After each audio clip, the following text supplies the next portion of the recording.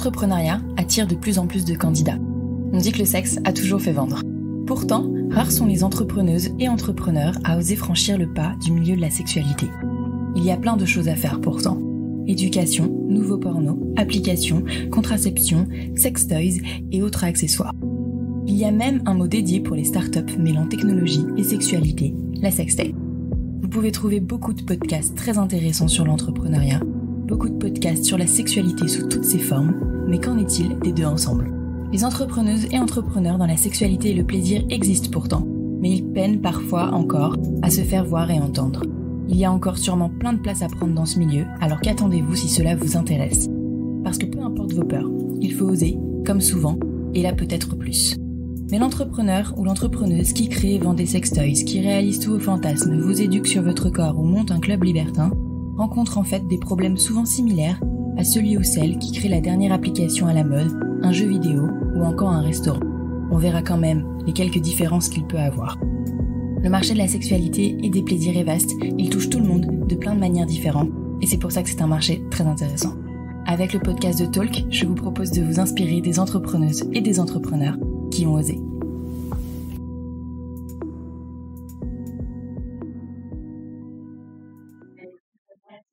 Écoute, merci beaucoup du coup d'avoir accepté cette invitation particulière. La prochaine fois, ce serait bien de se rencontrer vraiment.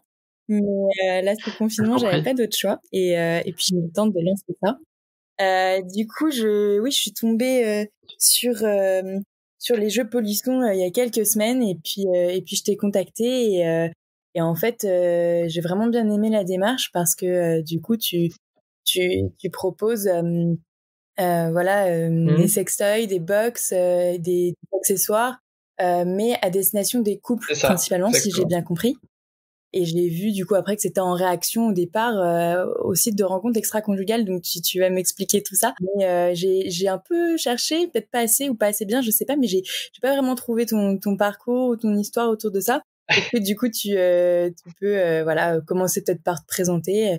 Qu'est-ce que tu faisais avant ou pas, parce que ça a été créé en 2019, il me semble. C'est ça, exactement. Et donc, et ensuite j'aurai pas mal de questions, mais voilà, je te laisse commencer. Ok.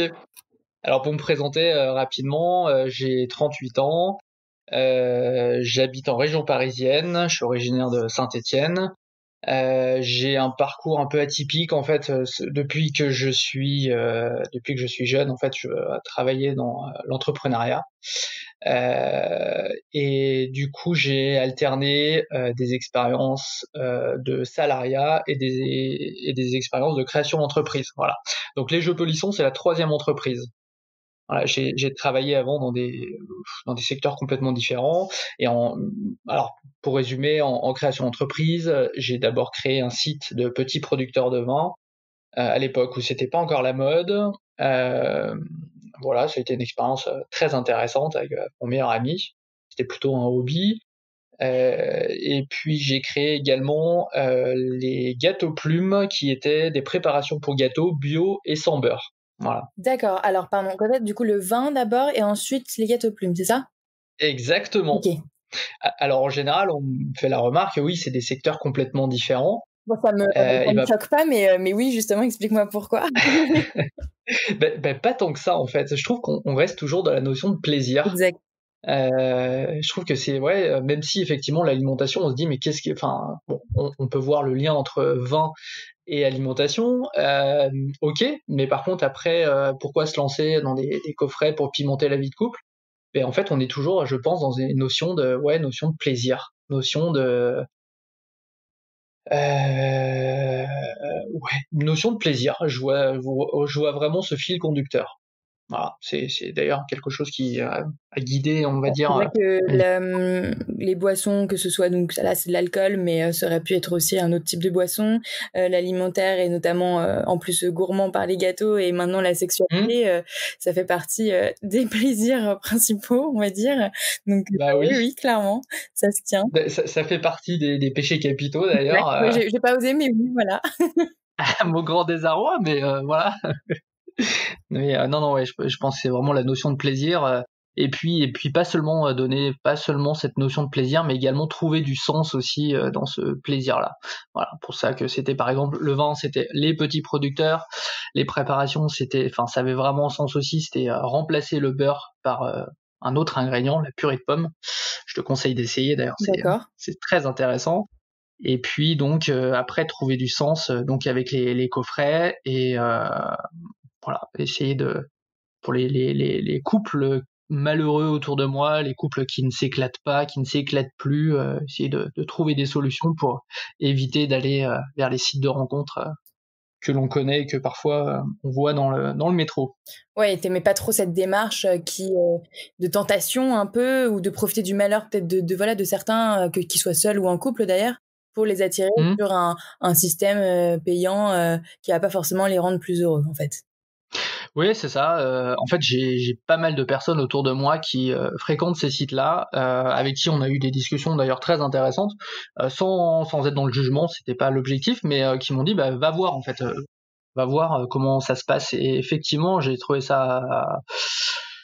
Alors, je vais dire intéressant dans le sens où en fait on apprend pas mal de choses, on se rend compte que c'est des couples qui sont ensemble depuis un certain temps, des couples qui le disent clairement, où il y a vraiment pas mal de transparence, qui ne s'éclatent plus et qui du coup soit l'un soit l'autre a envie d'aller voir ailleurs. Mais c'est des sites, pour être précis, parce qu'après je connais pas bien tout cet univers-là, mais je sais oui, alors différence. Là, c'est des sites qui vraiment recommandaient l'infidélité. Donc c'est quelqu'un qui va tout seul, qui est en couple, qui est marié, mais qui par exemple, mais qui ne prévient pas son compagnon ou sa compagne qu'il est sur ce site, et qui le trompe clairement. Ou c'est plutôt des sites d'échangisme et les personnes sont au courant. Non, c'est plutôt le premier, effectivement, des sites de relations extra-conjugales. Voilà, c'est vraiment parti de cette idée-là. Ok, donc il y a d'autres solutions à apporter que ce genre de site, quoi. Mais oui, surtout qu'en plus en couple, c'est vraiment l'endroit où je pense on peut le plus apprendre, on peut le plus s'éclater, parce que on connaît la personne, parce que on apprend l'un et l'autre, parce qu'on se découvre, parce que on teste des nouvelles choses en toute confiance.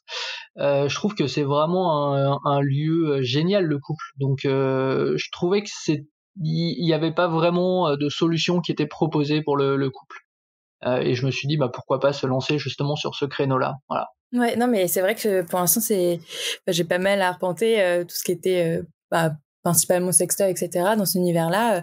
Des box, il y en a, mais en abonnement, pas abonnement, mais pas forcément du coup présenté sous l'axe du couple. Et donc du coup il y a plusieurs thèmes, j'ai vu. Il y a par exemple plaisir, relation féminine, relation plaisir anal, plaisir, il y avait quoi d'autre? Soirée polissonne, soirée romantique, l'amour après 50 ans. Ok. Voilà. Alors en fait justement, quand j'ai eu cette idée de coffret, après j'ai regardé ce qui se faisait sur le marché, j'ai eu des discussions avec des personnes autour de moi, parce que c'est vrai que j'aime bien échanger sur j'ai pas peur d'échanger sur les idées que je peux avoir, parce que c'est très intéressant, on n'a pas la science infuse, mais c'est très intéressant de confronter à d'autres personnes. Et donc je me suis rendu compte qu'il y avait des manques en fait sur le marché des coffrets pour couple. C'est-à-dire par exemple, il n'y a pas de coffret pour les femmes entre elles. Les plus de 50 ans également, alors seniors d'une manière générale, y a rien en fait ne leur est destiné. Pas seulement même des coffrets, mais même il y a pas de produits spécialement, il y a pas de sextoys, il y a pas de voilà, les seniors sont oubliés, donc je trouvais ça dommage. Voilà. Donc c'est vrai que mes coffrets, il y a des thèmes un peu originaux, des thèmes un peu larges, parfois un peu plus classiques.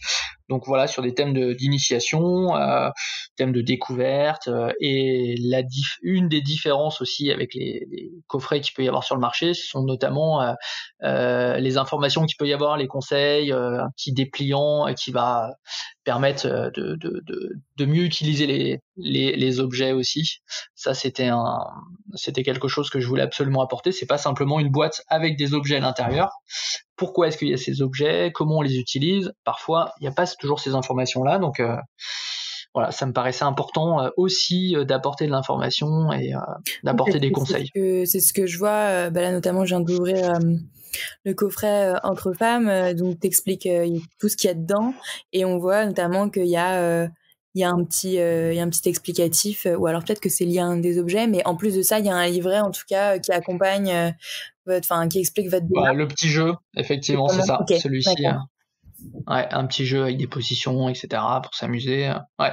Mais alors, pas dans tous les coffrets, mais dans, on va dire dans les principaux.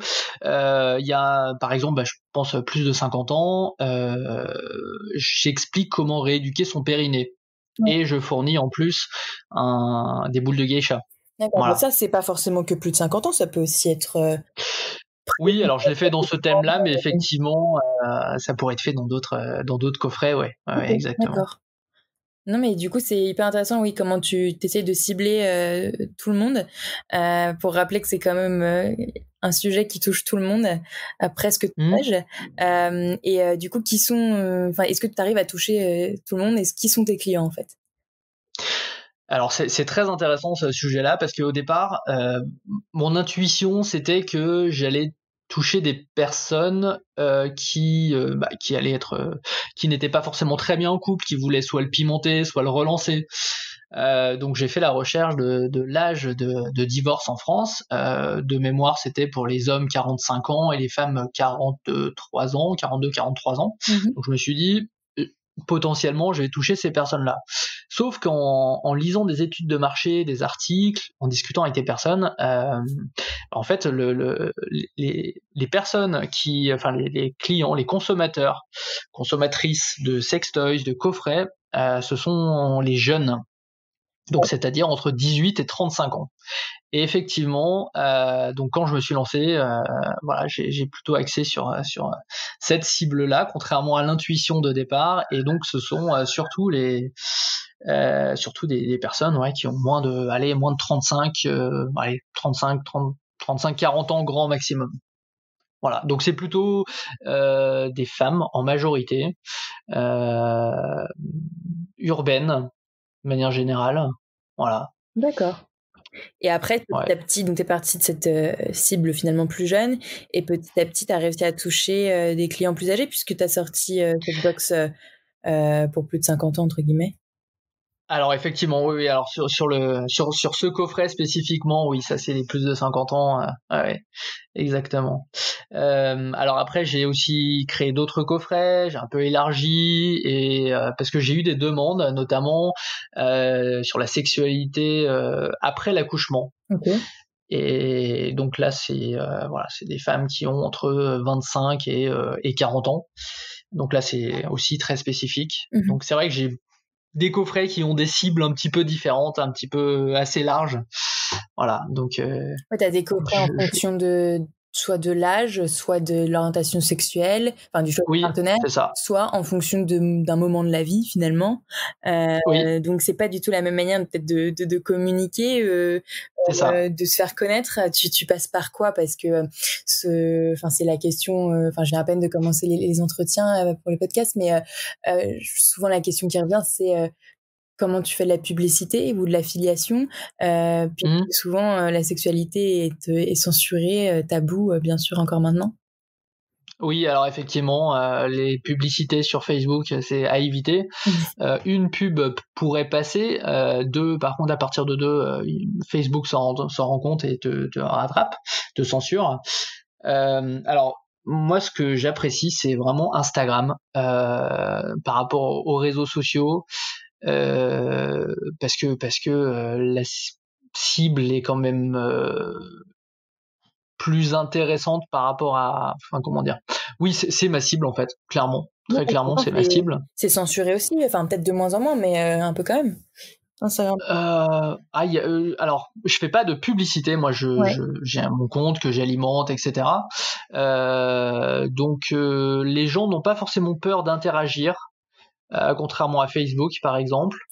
Il y a des vraies discussions. Instagram, quand il y a par exemple des concours qui sont réalisés, des choses comme ça, des petits partenariats avec des comptes, ça bouge vraiment après en termes de vente. Donc moi je recommande vraiment pour ce secteur-là de travailler sur Instagram. Et après c'est des relations presse, c'est bon avec des magazines particuliers, parce que on se rend compte que dans les Biba, Gradia, Expo et compagnie, c'est beaucoup plus long. Donc là pour l'instant je suis en train de travailler sur ce sujet-là. C'est beaucoup plus long, tu veux dire, de trouver la bonne personne, de se faire connaître, parler, c'est ça. Eux ils vérifient que ça peut correspondre à leur lecteur, ligne éditoriale, etc. C'est ça, exactement. Et donc tu passes pas forcément tout de suite. Alors peut-être que ça a été mis dans un coin, voilà, mais en tout cas ça demande beaucoup plus de temps. Donc ouais, c'est vrai, moi c'est surtout principalement Instagram dans un premier temps. Voilà, je me suis lancé relativement récemment en juin 2019. Donc je teste aussi un petit peu tous les différentes possibilités. Après, par exemple, pour la sexualité après l'accouchement, j'ai contacté des sages-femmes, des doulas aussi. Voilà, donc c'est aussi des partenariats sur du moyen et long terme aussi à mettre en place. Donc pour faire connaître. Et pour faire un peu comme du bouche à oreille finalement. Oui, et puis oui, effectivement, c'est ça, mais un contact direct. Donc j'ai pris des annuaires par exemple, et pour les contacter directement, leur expliquer ce que je faisais, etc. Donc ok. Et voilà. Et du coup, oui, tu vends tous tes box finalement en ligne, ou Oui. elles sont pas parfois distribuées quelque part ou d'une manière peut-être éphémère ou lors d'événements. Alors j'ai tenté de me faire référencer sur des sites, des Love Store par exemple. Ouais. Ça ne les a pas forcément intéressés parce qu'il y avait déjà des coffrets, parce que également, alors après il y a eu pas mal de discussions, mais j'ai aussi mis un frein parce que je trouvais que les marges qu'ils prenaient étaient démesurées. Alors après ça c'est un avis personnel, mais parce que ça me laissait pas une marge suffisante pour mettre des produits de qualité dans mes coffrets. D'accord. Ouais, donc j'ai préféré éviter, voilà, éviter. Par contre, ça, ouais, je veux bien rediscuter avec toi, peut-être pas forcément maintenant, mais parce que c'est vrai que je t'ai pas réexpliqué, mais pour moi, si je commence ce podcast Talk, c'est parce que je voulais entreprendre dans ce milieu-là potentiellement, sauf que j'ai pas forcément encore trouvé exactement l'idée qui m'intéresse ou dont je suis sûre, et l'une des idées qui tourne depuis le début et en ce moment revient avec une amie, ce serait après ou en même temps que le podcast finalement un love store qui nous corresponde un peu plus. En tout cas, en ligne, on a du mal à trouver. Là, je viens d'en trouver un, mais sinon, voilà. Et je sais pas trop comment ça fonctionne évidemment, donc je suis en train de contacter d'autres plateformes de revente ou des concept stores qui vendent pas forcément la sexualité, mais pour savoir comment ça fonctionne. Et oui, je suis pas mal intéressée de savoir le pourquoi du comment on passerait par un love store ou pas. Et notamment, là, je comprends bien que toi, ça t'intéressait, mais finalement, pour les marges qu'ils peuvent prendre comme n'importe quel distributeur, finalement, c'est pas forcément tout le temps intéressant. Effectivement, ouais. Ouais, mais ça, on peut en parler, ouais. Ok. Oui, alors pour le Love Store, et même j'avais tenté aussi, j'avais contacté des sociétés qui proposent de la vente à domicile, tu sais, vente, voilà, parce qu'on a le VDI, et alors là les marges sont encore plus énormes. C'est assez conséquent, non ? Pardon ? Demande des volumes assez conséquents, non ? Pas forcément des volumes, par contre ils demandent, en fait ils prennent des marges tellement énormes, c'était plus de x3, du coup ça fait des produits qui sont très très très chers, voilà, très chers, donc c'était pas possible de mon côté. Puisqu'en plus tu composes tes box de produits d'autres marques finalement. Oui. Là, pour la plupart, il me semble pas que tu fabriques en plus certaines choses à part peut-être les livrets ou l'accompagnement, donc ça tu dois négocier déjà tout ça. Comment ça se passe, comment t'as pas forcément d'exclusivité, parce que là je vois des marques que je connaissais mais pas forcément toutes. C'est pas forcément les plus connues, mais c'est des beaux produits quand même. Comment tu les trouves et comment tu négocies avec eux? Ah, c'est des fournisseurs. Je me suis tourné vers des fournisseurs, des grossistes, donc qui proposent des produits. Alors effectivement, comme quand on commence, quand on n'a pas des volumes énormes, on peut pas se permettre de fabriquer ses propres produits.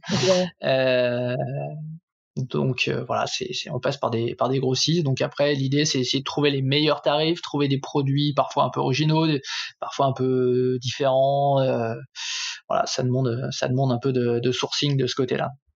Ok, et parce que oui, en plus tu connaissais pas spécialement le milieu, donc fallait que tu vérifies Non, la pas du tout. qualité, tout ça, qu'ils prennent tout seul, comme tu as fait pour les autres exactement. finalement. Mais c'est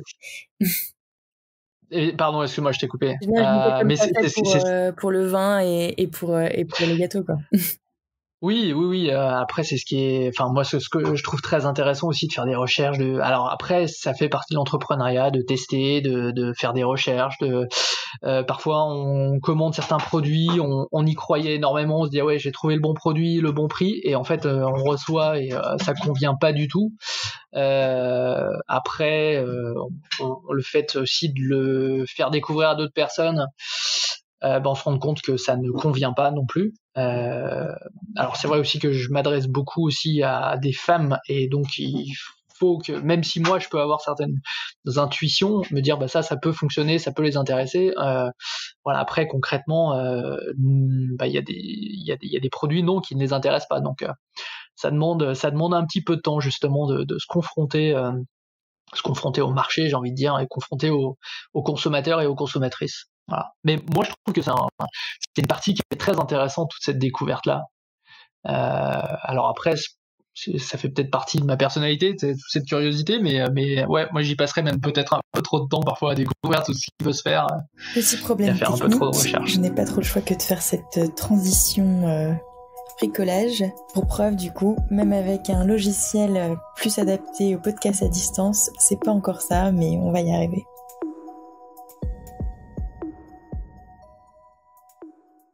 Ça repart. Désolée, c'était mon... on s'est arrêté à... Je sais pas où est-ce qu'on s'est arrêté. Au fait, oui, que parfois quand tu sourçais les produits que tu mettais dans tes box, ça ne correspondait pas forcément du coup aux femmes qui sont tes principales clientes. Mais ce que j'allais te demander, c'est, mais il me semble que tu mentionnes le fait que tu réfléchis aux produits avec ton épouse. Vous en discutez beaucoup ensemble, ou est-ce que tu t'appuies aussi sur d'autres conseils extérieurs parce que ou d'autres couples qui peuvent avoir des envies différentes des vôtres dans votre couple, ou juste de couples plus jeunes, plus vieux, voilà. Ah, effectivement, je confronte à d'autres personnes. Ouais. C'est indispensable. Ouais. D'accord, parce que là, avis. tu es tout seul, t'entreprends tout seul, ou d'accord. Oui, je suis tout seul. Ouais. Oui, finalement, donc tous ces clients, est-ce que tu me disais qu'ils reviennent vers toi parfois quand un produit ne correspond pas ou ne leur plaît pas. Est-ce que tu as aussi pas mal de questions? Est-ce que tu te retrouves dans des situations où parfois tu peux un peu faire office de professeur d'éducation sexuelle ou d'éveil ou d'ouverture sexuelle? Alors non, peut-être parce que moi je vends que des produits, mais non, je m'y attendais d'ailleurs, je m'attendais à avoir des questions, des choses comme ça, et non, j'ai pas de questions, on me demande pas des conseils. Alors peut-être parce que je me mets pas totalement en avant, peut-être parce que je suis pas dans je sais pas, je crée pas des conférences, des discussions. Je sais pas. Est-ce Mais que ça t'intéresserait, ou justement, c'était quand même un choix aussi, j'imagine, de pas se mettre en avant? oui, c'est un choix. C'est un choix effectivement. C'est un choix parce que je me rends compte que en fait déjà je voulais mettre ma petite mascotte en avant. Oui, j'allais y venir. Voilà, parce que mon petit bout de Giuseppe, je trouve qu'il fait bien le taf. D'accord. Parce que aussi, alors enfin, il faut pas se mentir, en fait, c'est un vrai tabou dans notre société, la sexualité, vrai tabou. On le dit, mais j'ai été vraiment confronté à ça sur différents plans. Et par exemple, j'étais dans une discussion il y a quelques mois sur Instagram avec des différentes blogueuses, enfin instagrammeuses, on va dire plutôt. Mmh. Et en fait, le fait que je sois un homme les a bloqués complètement. Du coup, je suis sorti de la conversation. Et oui, le fait que plusieurs personnes m'ont fait ce retour-là, m'ont dit, ben voilà, le fait que tu sois un homme, c'est quelque chose qui est pas forcément facile d'échanger avec un homme. Enfin, c'était pas facile pour Mais ces c'était personnes-là. des Instagrammeuses qui étaient engagées ou qui parlaient de sexualité en général, ou là pas du tout, elles se sont retrouvées dans cette discussion-là, mais elles ont des comptes plus personnels ou sur d'autres sujets. Alors effectivement, c'est pas des comptes sur la sexualité, c'est Ok, des comptes sur voilà, lifestyle, mode et compagnie, voilà. Donc ok. c'est vrai que il y a peut-être pas forcément cette même approche de la sexualité. D'accord, ouais, c'est peut-être parce qu'il y a encore cette image que pas mal de boîtes ou l'industrie de la sexualité et indirectement ou directement plutôt la pornographie est liée souvent est tenue par des hommes et a donné parfois pas mal de clichés et de choses qui sont beaucoup critiquées aujourd'hui et on se dit qu'il faut que maintenant le changement vienne des femmes mais il peut aussi venir d'hommes. Enfin, Oui, c'est ce que tu essayes de faire, j'imagine. oui, exactement. Ouais, ouais, ouais. Parce que j'ai Alors moi, compris et c'est enfin, pour ça que je te contacte d'ailleurs, hein, c'est que moi justement j'étais contente de pouvoir trouver un entrepreneur récent avec une nouvelle offre, une nouvelle proposition de solution et qui soit un homme parce que pour l'instant je vois beaucoup d'entrepreneurs ou de journalistes qui sont des femmes. Alors il y a plusieurs types de générations mais oui, principalement des femmes et qui entreprennent récemment. Donc, est-ce que tu connaîtrais d'autres hommes, d'autres initiatives qui sont comme toi dans cette volonté de changer les choses tout en étant un homme? alors moi j'ai entendu parler d'autres personnes, j'ai discuté avec d'autres personnes.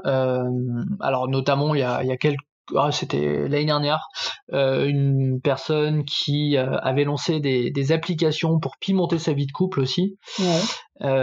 Ça a duré 6 mois. La pression qu'il a eue de sa belle famille était telle que du coup il a préféré arrêter.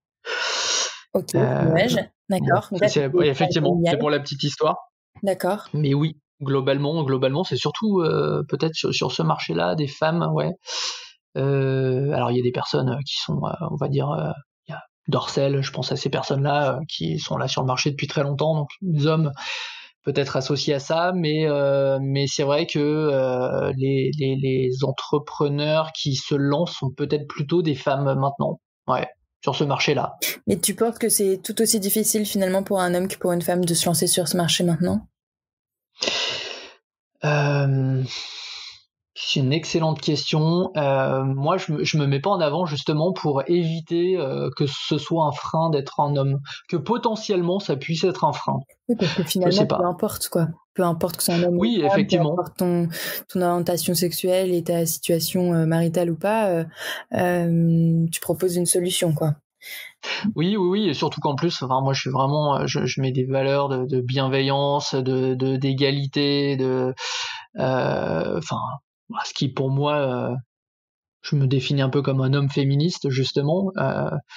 D'apprentissage de la sexualité, de sa sexualité, de son propre corps, se connaître avant d'être en couple même d'ailleurs, c'est ce que je prône aussi. Donc oui, je pense avoir des valeurs proches de beaucoup de femmes. Alors par contre, est-ce que c'est un frein maintenant d'être un homme? J'ai pas directement été confronté, mais pour éviter peut-être que ce soit un frein auprès mettons, de consommatrices ou pas, je me mets pas forcément en avant. D'accord. Non, mais je comprends. Après, tu peux très bien mettre l'entrepreneur en avant sans mettre ta vie privée, ta personnalité privée en avant, mais c'est un point de vue intéressant. Mais finalement, avec tes clientes, parce que tu parlais tout à l'heure d'Instagrammeuse, c'était pas tes clientes Oui. qui ont eu du mal à parler avec toi, c'était d'autres personnes. Voilà, c'est ça, exactement. C'est d'autres personnes. C'était une personne que je connaissais qui, du coup, avait créé une discussion avec d'autres Instagrammeuses, donc sur mes coffrets, et en fait, ça n'a jamais pris. D'accord. Elles n'ont pas souhaité, alors elles me l'ont pas dit directement, mais elles l'ont dit à cette personne que je connaissais, qu'en fait elles ne souhaitaient pas parler avec un homme de ce sujet-là, en fait. Ouais, ça n'empêche pas pour autant de regarder si le produit est bien et de le tester. Enfin, Alors effectivement, est-ce que c'est le effectivement. fait que ce soit un homme qui est choisi, qu'il est potentiellement du coup mal choisi, puisque potentiellement il ne connaît pas assez bien les envies et le corps des femmes, alors qu'il peut très bien s'entourer pour autant, que du coup elles ont pas osé tenter. J'ai pas eu d'explication, mais après oui, on pourrait avoir moi je vois plutôt les choses comme ça, dit que c'est plutôt peut-être une autre approche de la sexualité avec un homme, etc. Mais Ouais, c'est trop bon, dommage. Je pensais pas que. Ouais, enfin si, ça m'étonne pas en soi, mais parce que de toute façon, je pense que les tabous de la sexualité, on les subit des deux côtés. Les hommes aussi en subissent pas mal de clichés de tabous. Mais c'est vrai enfin, les femmes peut-être encore plus. Mais bon, au moins, tu proposes ça et la preuve, c'est que la plupart de tes clientes sont des femmes, donc c'est que oui, c'est pas exactement. bien. Alors je trouve qu'il y a beaucoup de choses qui bougent quand même. Ça Ouais. sur Je trouve qu'on on parle, alors on parle du clitoris depuis quelques mois là. C'est vraiment un des sujets qui revient. Le fait que voilà, on commence à montrer que dans les manuels scolaires, on parle beaucoup plus de l'organe reproducteur de l'homme, mais pas de la femme. En tout cas, il y a qu'un manuel, ça a été démontré il y a quelques années, et qu'il y avait un seul manuel qui Ouais. parlait correctement du clitoris. Donc ça, c'est des aberrations totales. Donc on commence à en parler, on commence à parler davantage de plaisir. De plaisir, de masturbation, de choses comme ça. Et donc je trouve ça très positif, Mm. Ouais, et donc, très très positif. Ouais. Alors en plus avec le confinement, bah forcément, voilà, on parle beaucoup plus de masturbation, on parle beaucoup plus de plaisir, de plaisir solitaire, même en couple aussi. ouais. Voilà. Donc je trouve il y a quand même des tabous des tabous qui commencent à être, j'ai pas envie de dire tomber, mais il y a quand même voilà, des choses qui commencent à être abordées. Ouais, ça c'est Voilà. Mais alors, évident. on peut, je te coupe, on peut avoir aussi ce biais sur Instagram peut-être de suivre que des comptes qui parlent de ces sujets-là. Oui, je me pose la Peut-être. question aussi parfois d'en faire trop et d'avoir l'impression qu'on en parle partout. Et je pense que ça dépend clairement des milieux. Enfin, on retrouve un peu tout le temps les mêmes aussi qui suivent les mêmes comptes. Et quand je suis un nouveau compte, je me rends compte qu'il y en a plein que je suis déjà qui le suivent aussi.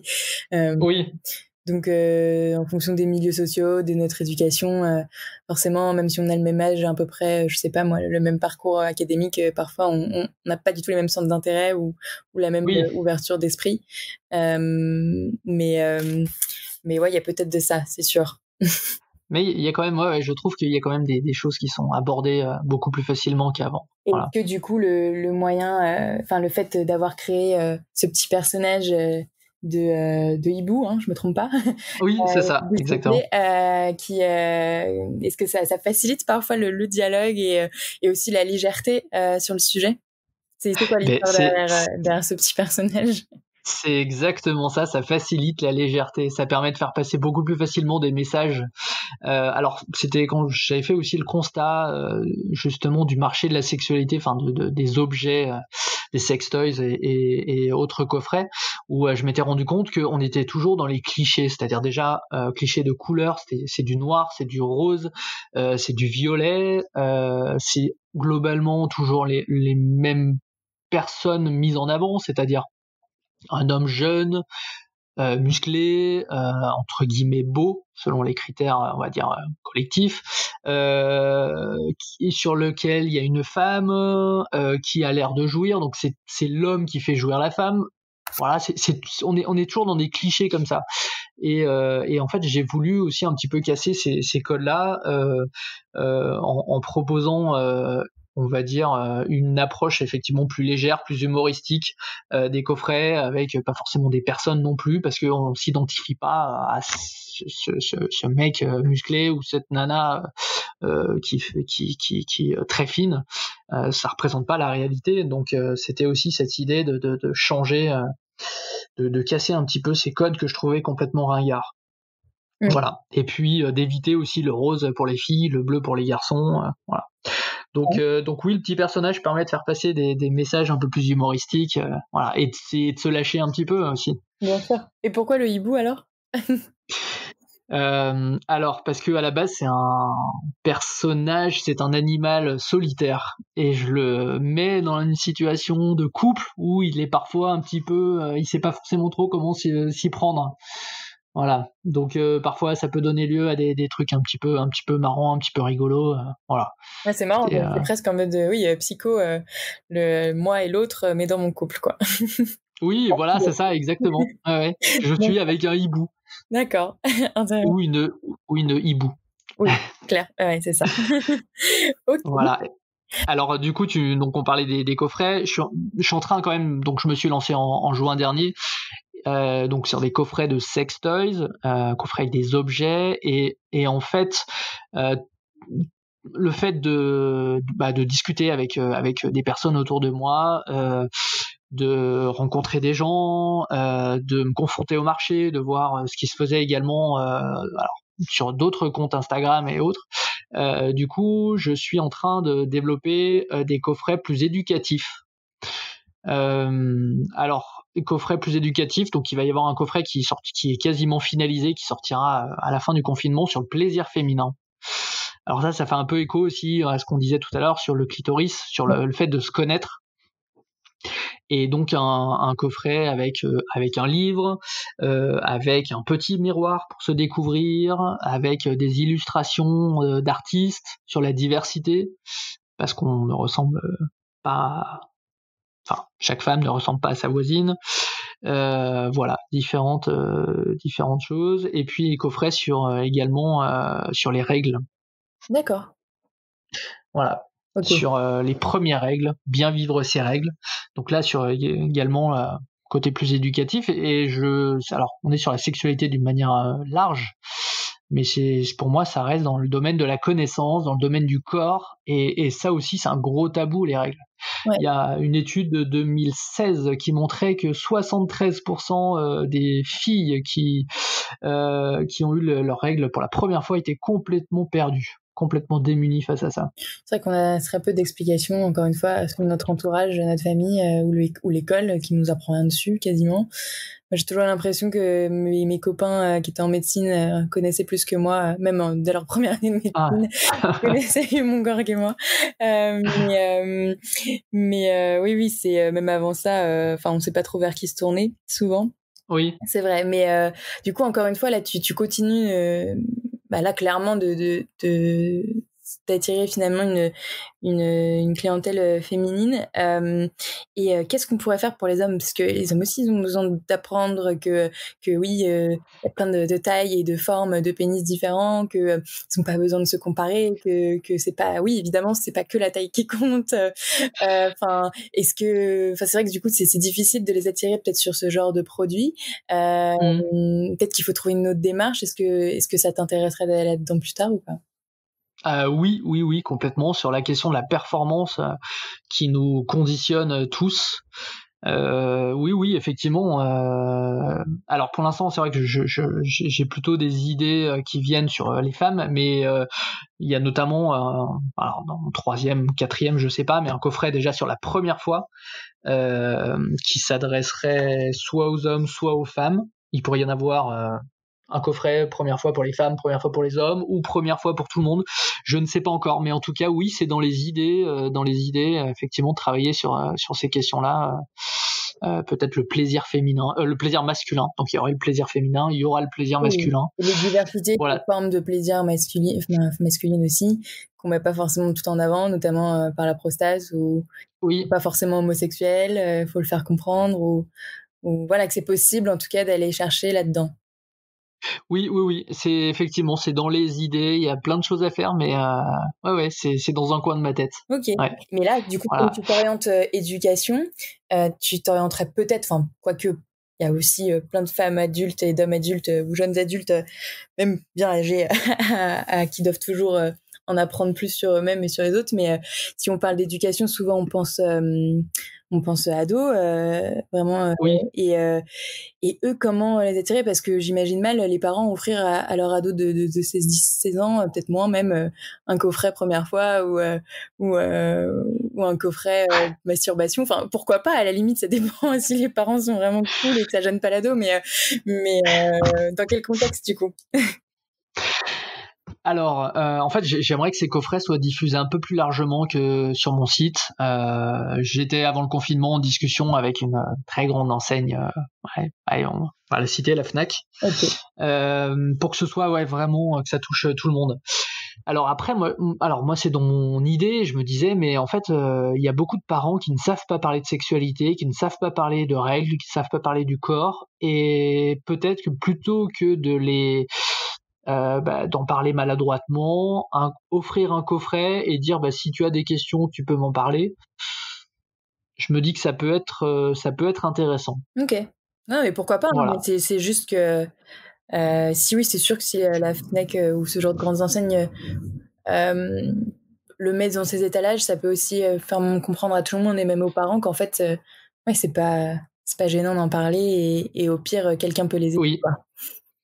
Oui, effectivement. Alors c'est vrai que il y a eu des études qui ont été faites aux États-Unis. L'âge moyen du premier porno, je crois que c'est 8 ans ou quelque chose comme ça. Enfin, c'est complètement délirant. Ouais. Et donc il y a une accélération justement entre guillemets d'apprentissage. Et le problème, c'est que si c'est YouPorn ou Pornhub qui font l'apprentissage de la sexualité, ça va pas forcément donner des très bonnes choses, des très bons repères. Donc voilà, je me dis autant essayer d'aborder cette question-là et de proposer autre chose. Alors après, l'objectif, c'est de diffuser largement, c'est de communiquer largement. Voilà. Donc en tout cas, tout ça, c'est en cours. Ok, bah c'est super en tout cas. Ensuite, enfin, on a un peu abordé, mais plus précisément, quelles sont les critiques que tu as pu avoir au début et même encore maintenant, vraiment les gros obstacles ou combats que tu as dû avoir à faire en lançant ce projet? Alors, je parlais du tabou. J'ai eu plusieurs refus d'ouverture de compte. Ouverture de compte en Euh, banque? y- oui, de compte en banque, juste compte en banque. Hein. Je parle pas d'obtenir un prêt, choses comme ça. Hein. Je compte juste ouverture de Ah, compte. Ouais. carrément l'ouverture, Euh, d'accord. Exactement. Pour une chose pourtant très simple. Hein. En fait, ils associent ça au blanchiment d'argent, à la prostitution, etc. Donc pour eux, c'est une activité à risque. Voilà. Donc y compris même ma banque dans laquelle je suis depuis 17 ans a refusé. Donc là, le conseil que je peux donner, pardon, c'est pas de contacter une banque, mais de trouver un conseiller ou une conseillère. Voilà. Moi, j'ai trouvé une super conseillère qui est très ouverte et pour qui ça ne pose aucun problème en fait. Alors que ma conseillère, qui me suit depuis très longtemps, voilà, pour elle, c'était non, non, non, je peux pas le faire. Je suis désolé. D'accord. Et là, la conseillère que tu as trouvée, du coup, elle était spécialisée dans l'entrepreneuriat plutôt? Peut-être que c'est pour ça aussi? Non, non, non, enfin conseillère pro classique d'une D'accord. banque, voilà. D'ailleurs, enfin voilà, Crédit Mutuel dans le 17e arrondissement, Pont Cardinet. Voilà. Petite pub. Ouais, je fais une petite pub parce que c'est une conseillère qui est vraiment à l'écoute, qui est très bien et qui ne m'a pas bloqué, et qui considère pas que ce soit quelque chose de rédhibitoire de se lancer dans ce domaine-là. Voilà. Il faut trouver le bon interlocuteur, en fait. C'est pas une question de C'est banque exactement ça. ou de politique de la banque. C'est plutôt les interlocuteurs qui vont être frileux de prendre la responsabilité de ce genre de compte, de dossier. Voilà. Ok. Donc j'avais discuté l'année dernière avec une personne qui avait lancé un Love Store en ligne. Elle m'a dit qu'elle était arrivée à avoir une ouverture de compte au bout du 30e rendez-vous. Ah oui. Ouais. Donc là aussi, c'était elle qui m'avait donné ce conseil. Voilà, choisir une personne plutôt qu'une banque. Voilà. Donc il faut vraiment trouver la bonne personne en face. Voilà. Donc j'espère que ma conseillère va rester. Bon, a priori ça va, j'ai ouvert le compte, mais il y a pas de souci pour ça. Donc après, oui, effectivement, il peut y avoir l'entourage aussi par rapport en obstacle. Alors moi c'est vrai que c'est quelque chose que j'évoque assez facilement, mais c'est vrai que je viens d'un milieu où la religion est assez présente, religion catholique où le corps est plutôt rejeté, voilà. Et du coup, ça pose toujours un gros problème à mes parents, justement, que je me lance dans ce domaine-là. Voilà, D'accord. ils n'osent pas dire ce que je fais à leur entourage, à leurs amis. Oui. C'est toujours la question, qu'est-ce qu'ils vont dire? Voilà, pourquoi tu te lances dans ça? Voilà, c'est pervers, etc. Bah non, non. Et t'as beau leur expliquer, leur montrer que t'as déjà lancé 2 boîtes, alors qu'ils certes ne sont pas dans les mêmes domaines du tout, que voilà, tu sais ce que tu fais, c'est... Ils ne veulent pas en entendre parler. D'accord. Surtout pas, ne pas voir ce que je fais, ne pas entendre ce que je fais, c'est niet, c'est vraiment un sujet, c'est un sujet tabou. Mon activité est un sujet tabou. Ouais. Donc on évite d'en parler, j'évite aussi de leur en parler. Mais en tout cas, ils ne veulent même pas savoir comment ça se passe, où j'en suis, ce que je vais faire. Même pas, même sans parler des produits en soi, mais juste parler peut-être du business, je sais pas moi, de la gestion, des comptes, les ventes, juste parler de chiffres peut-être. Non.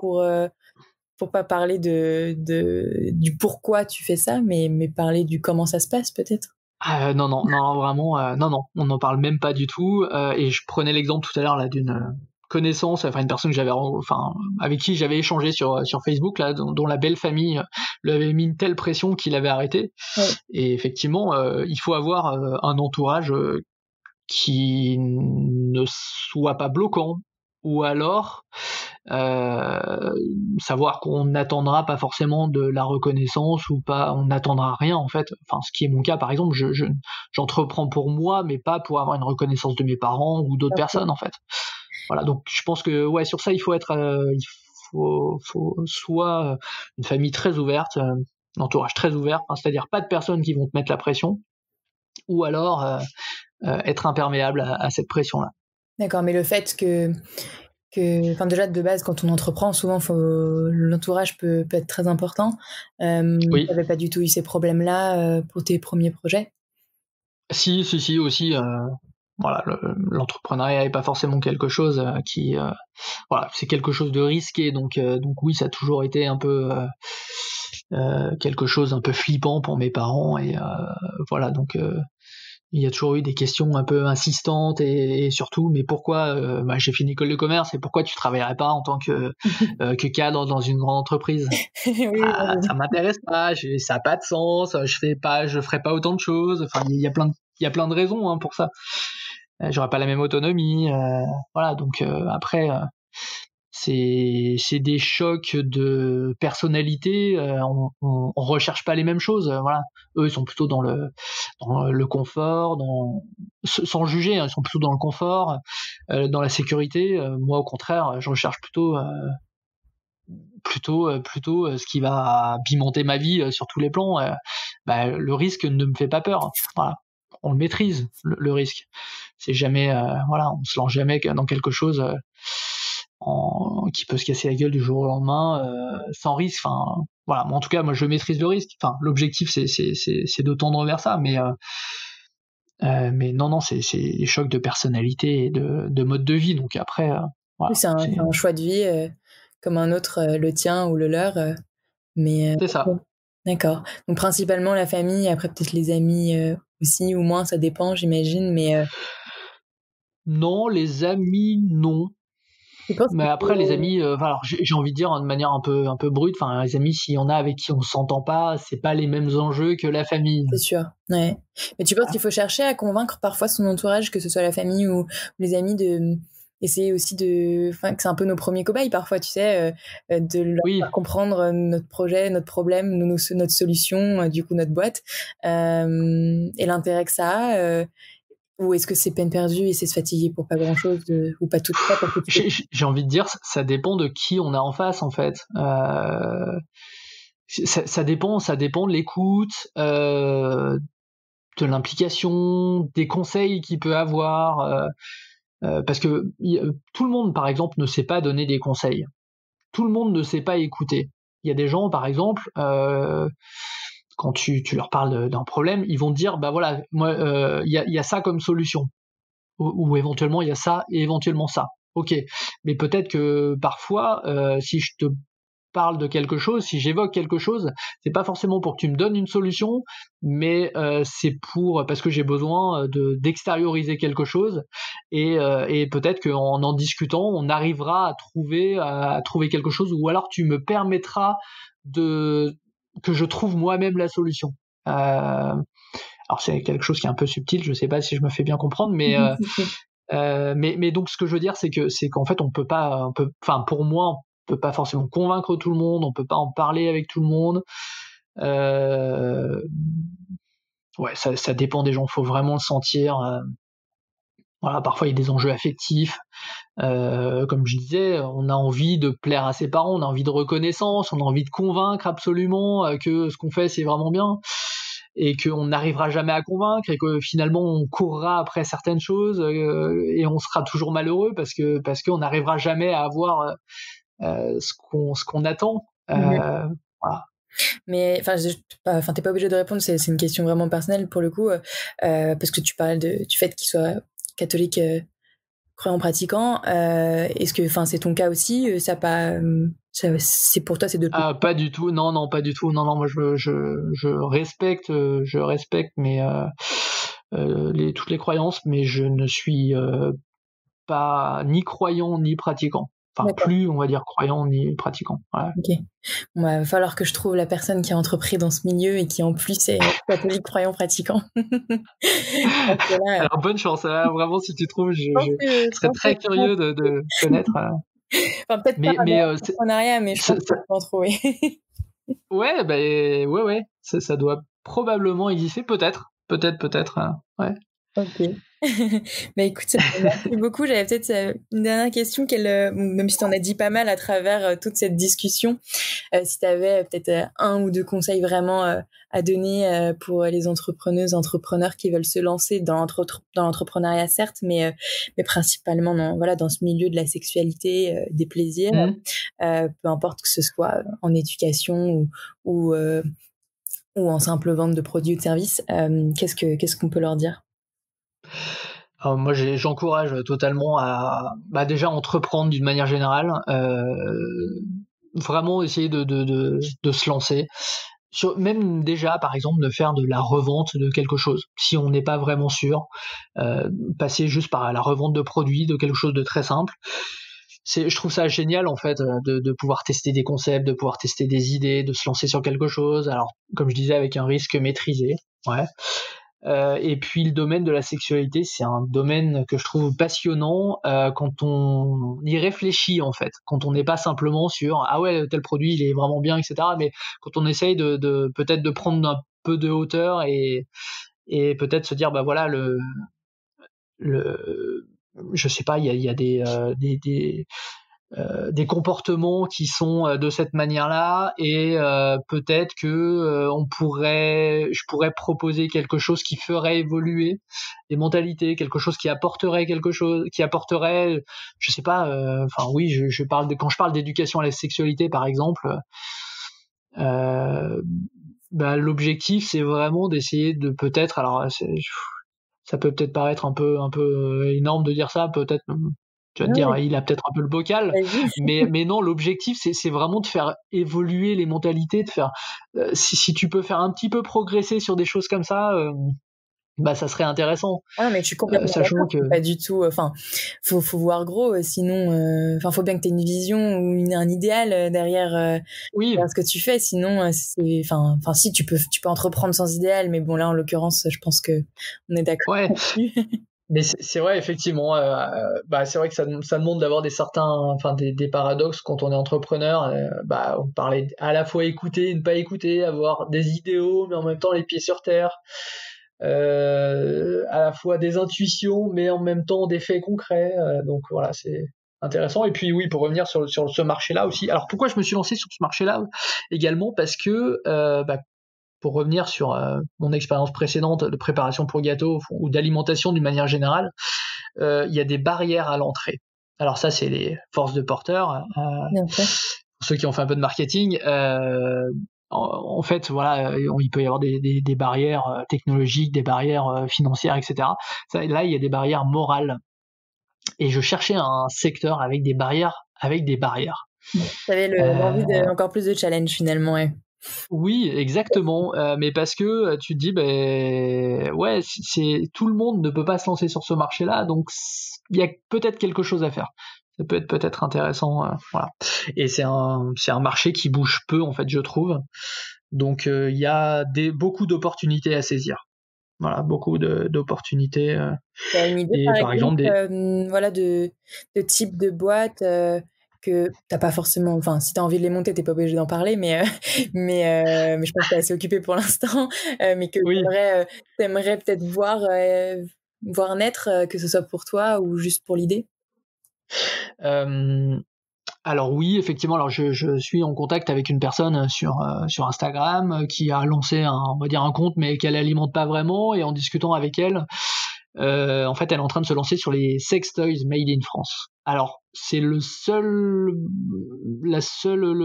exemple que j'ai en tête de sex toys made in France. Alors, on parle beaucoup avec le confinement de réindustrialisation de la France, et je pense que aussi ça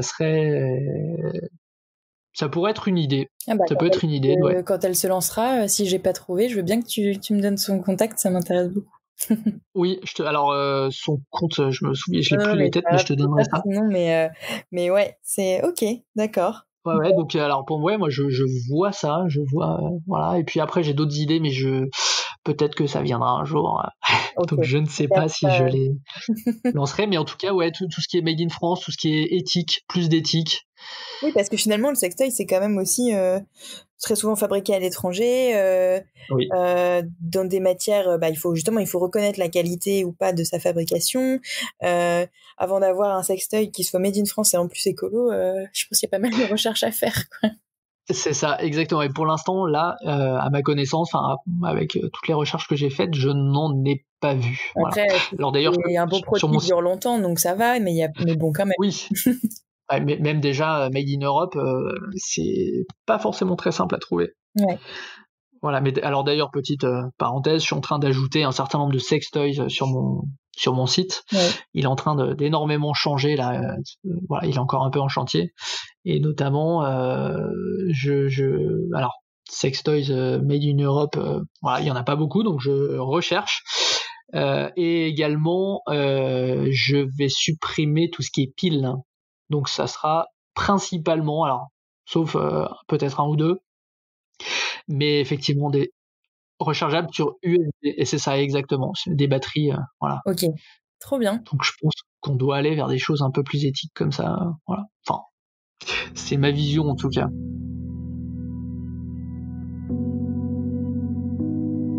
Merci à Frédéric d'avoir répondu à mes questions sur son aventure entrepreneuriale avec les jeux Polisson et Giuseppe. Comme vous vous en rendez sûrement compte, pour moi, ce podcast, c'est comme l'entrepreneuriat. C'est pas mal d'essais et rien de parfait. Je cherche encore mon ton et ce que je veux faire de toutes ces informations et recherches, mais au moins, c'est là. Et j'aime beaucoup faire ces entretiens et j'espère que ça vous plaît aussi. N'hésitez pas à me faire des retours par message sur Instagram directement en suivant le compte lets.talk avec un Q à la fin. Enfin, merci à Dimitri Allary pour la musique. Vous le retrouverez sous le nom de Ourson sur Spotify, SoundCloud et ailleurs. Dans le prochain épisode, on parlera également de jeux, mais vraiment d'un jeu du style avec des cartes, un plateau ou peut-être un jeu vidéo, sur l'amour, sur le cul, je ne sais pas encore, ou je ne vous en dis pas plus. En tout cas, merci encore et à bientôt.